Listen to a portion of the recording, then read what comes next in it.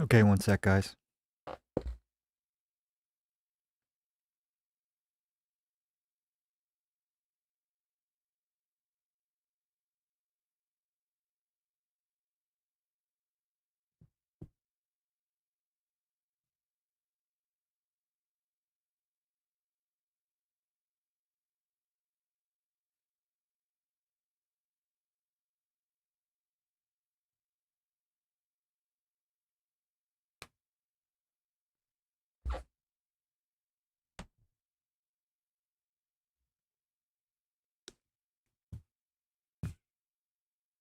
All right. This is sort of a test, really, and I'm going to see if we can do something cool here. And that is to make a backtrack live. And this is for an upcoming lesson on soloing over chord changes. And this is a really cool progression for that. And we'll go through everything I'm doing here for this backtrack. I'm starting with Superior Drummer.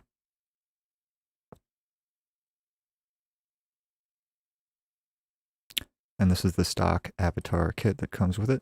Now, this is version 2. Version 3 is now I don't think you can get this anymore, but same difference, same, a lot of it's going to be similar kind of stuff. I mean, it's all really high quality samples.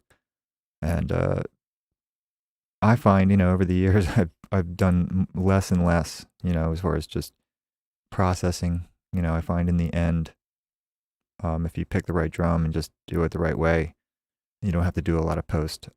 Things translate a lot better that way, usually. So this is just stock kit. I have some EQ here, kick out. I'm cutting some mids.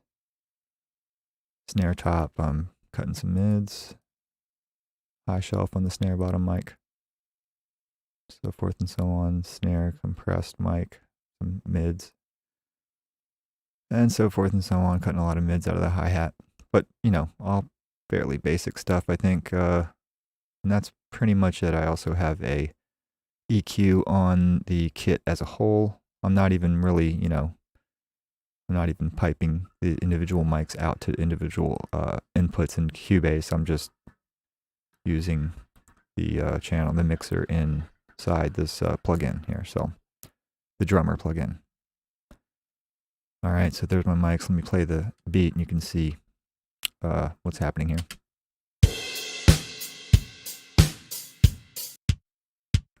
It's the kick in, kick out, so forth, okay? So that's what's happening there, pretty simple. And like I said, I have a EQ on the kit as a whole. Little cut at 160, cut in the mid-range, and pulling a little bit of 5K out of it. And, keeping it really simple. This is just a slate. Really I'm just using it for level.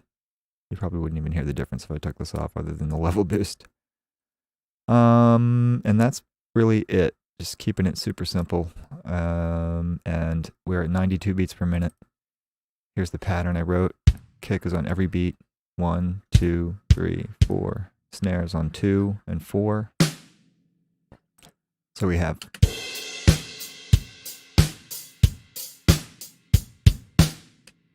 maybe pull that down. So super simple. I have 2 kicks there, but other than that, it's just boom, bop, boom, bop.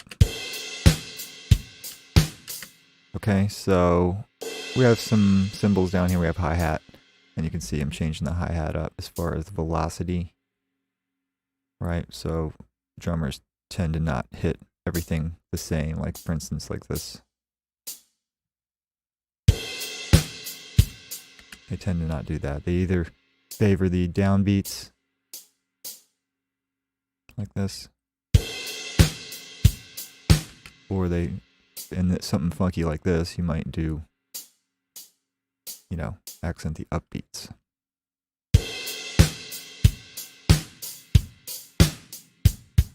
Okay, I don't know how funky it sounds now, but when I get a bass line and some keys on it, it'll be, we're going for a little bit of funk thing going here. So really simple on the beat. The hi-hat is a little You know, we could get further into that, I guess, maybe, but I don't know if you guys are into that kind of stuff. But again, just changing up the velocities and changing up the hits. So you can hear that's a little bit more open than this. So changing that up just for dynamic changes. Here's more open right before the downbeat on the 1. And again, changing up the velocities so that it doesn't sound too, you know, robotic. Changing up the openness here again. Now you can see we get way open at the end because there's a roll here, and that's what drummers tend to do, is they tend to kind of loosen up the hi-hat towards a roll. And maybe, I don't know if that hit would be in there. Some drummers would do that, some wouldn't. And I just kind of learned this kind of stuff from studying MIDI grooves that come, you know, you have your MIDI grooves that come with your libraries, like this kind of stuff. This is all built-in patterns.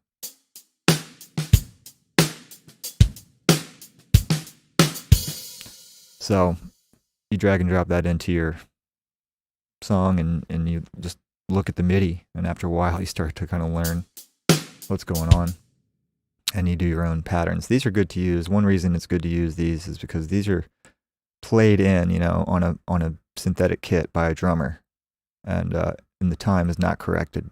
So, and that's ultimately, you know, best case scenario. You know, mine is programmed. You know, what I've done here is programmed into the just on the grid. But a real drummer doesn't play this precisely. You know, this is what we call quantized. You know, and that's really where the groove comes from. Although, you know, you can make it groove. This is really like equal to a metronome, really time-wise, because it's absolutely on the grid. But with the bass line and keys, and when you start soloing over it, it'll feel just fine. So, anyway, here's our beat.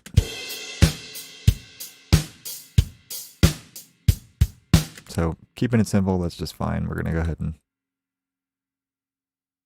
loop this for a little bit, and we're going to do some chords. So we'll talk about the chords of this progression. I've got my keys right here, and our first chord is going to be B minor 7.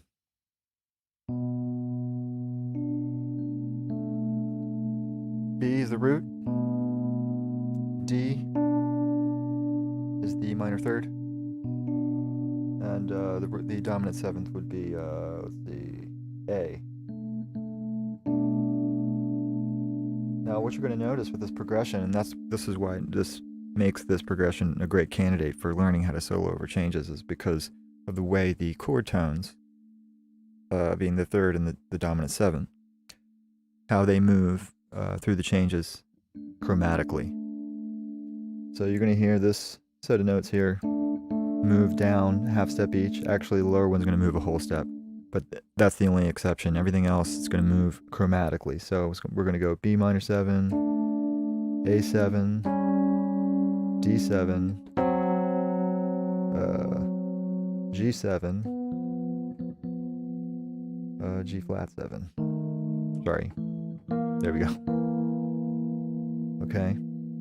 So that's going to play into what we're going to be doing when we start soloing over this. All right, the way those inside intervals move chromatically. All right, so let me see if I can play it with the root.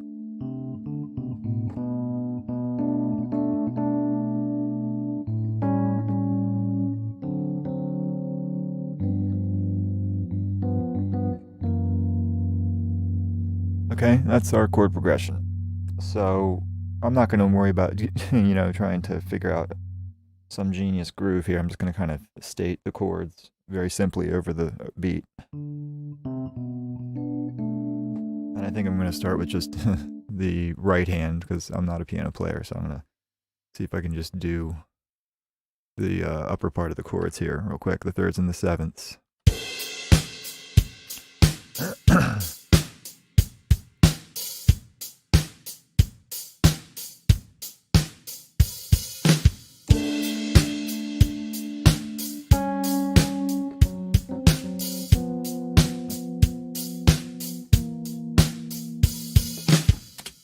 Alright, that was terrible, but that's what MIDI editors are for. straighten those out real quick. And if they're not exactly on, that's okay, because that's human. We're human. All right.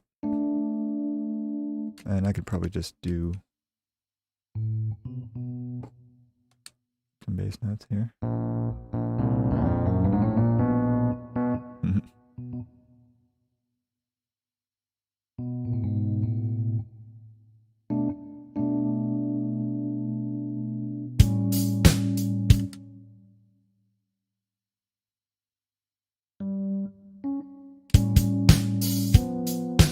Oh, hold on. Did I miss a chord? Yes, I did. Let me do that again.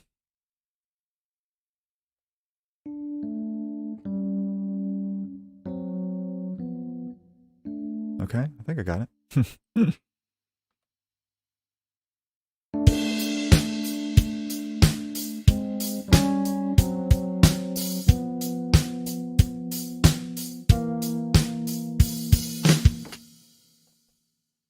Totally screwed that up there, but I think I can correct it.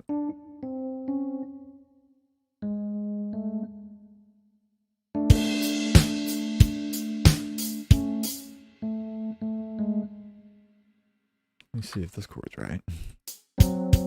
Right. That's correct.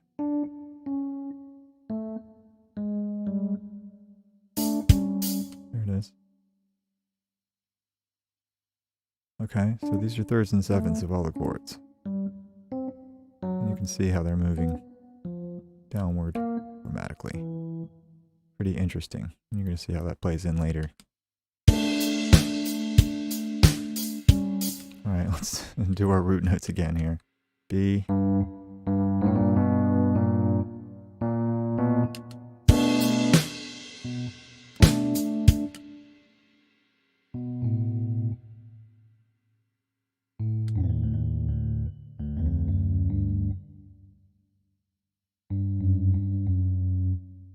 Alright, so now I got this.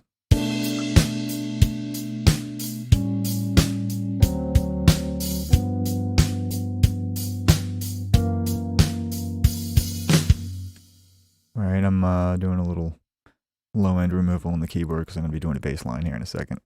I'll leave some room for that. So yeah, keeping it really simple, right? Let's do this.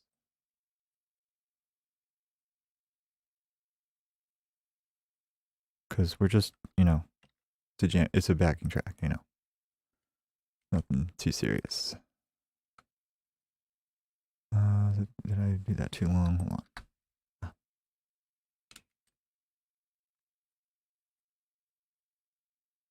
Alright, I think a bass line's gonna bring this thing to life here, hopefully.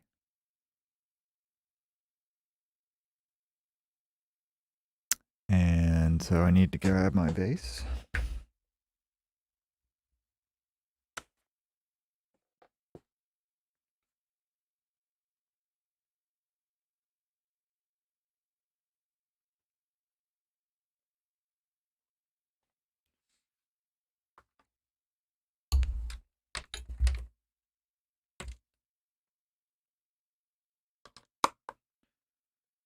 And I don't know if I've tried to record live like this before. Hopefully I won't have any weird feedback loop problems. We'll see. If I do, maybe we can program a bass. But let's see. Oh yeah, I'm gonna have to. Let's see. This would be. Oh yeah, you know what?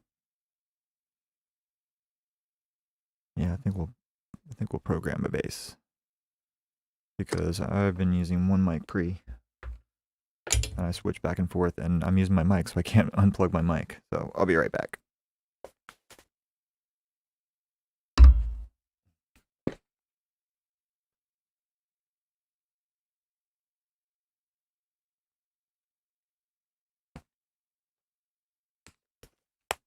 So next time I do this, well, I guess, yeah, I guess I could do that. I could just flip my mic off while I do the bass line. Let me try that. 1 second.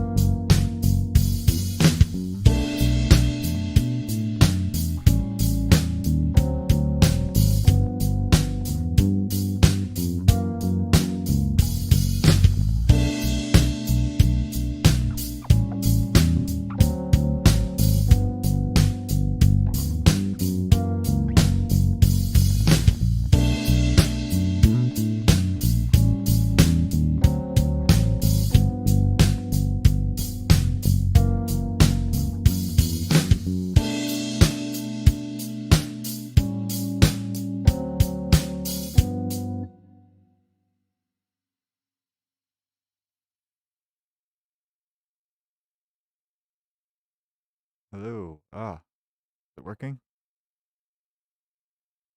I think it is. It's working.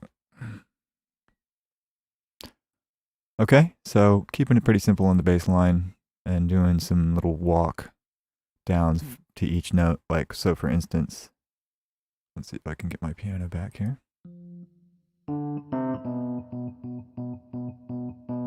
B, walking it down.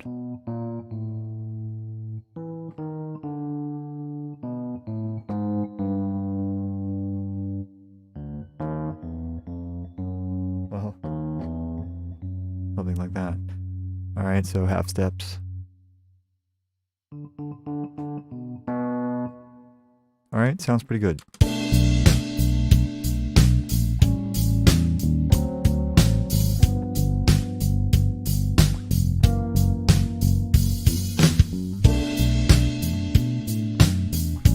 Okay, it's just enough to state the chords in the groove, but really not get in the way, and you can, do some nice, we're going to do some nice lines over this. We're going to talk about how to address each chord.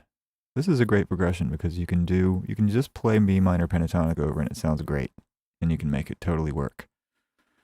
But there's a lot of changes in there that you can exploit as well. And you can exploit different chords on each course, and there's a lot you can do, okay? If you know what you're doing, I'm going to show you some cool stuff in this lesson, okay? And so I'm going to show you what I normally do here, which would be loop this bass line. Probably right here. So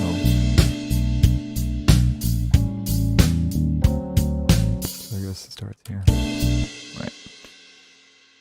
So use that piece there and make this a little longer. This needs to be there.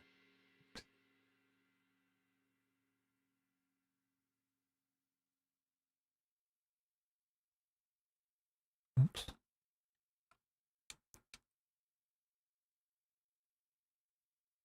And when I do the lesson, I'm going to put up a link to this track, so you'll have it. But now you know how to make your own. Right? All right. So now it just kind of goes on, and we can jam forever if we want. That's about 4 minutes. That's probably enough, right? So that's the deal, guys. Keeping it simple, and you can hear that sounds pretty good. It's going to be a nice little jam. I might put some more stuff on the master bus just to pump it up a little bit, maybe not. I'll at least probably do a limiter to just jack the whole volume of the whole track up, but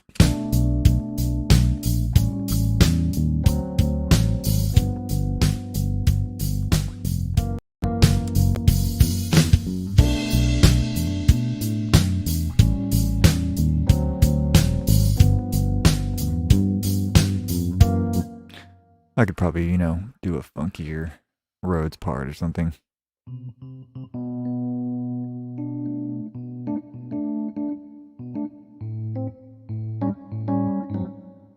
Whatever. That would be cool. But, like I said, it's just really simple, stating the chords and leaving lots of room for some cool lines. All right, so I hope you enjoyed it. And the lesson video will be out in the next 2 or 3 days. So look out for it, all right? We will see you soon. Thank you.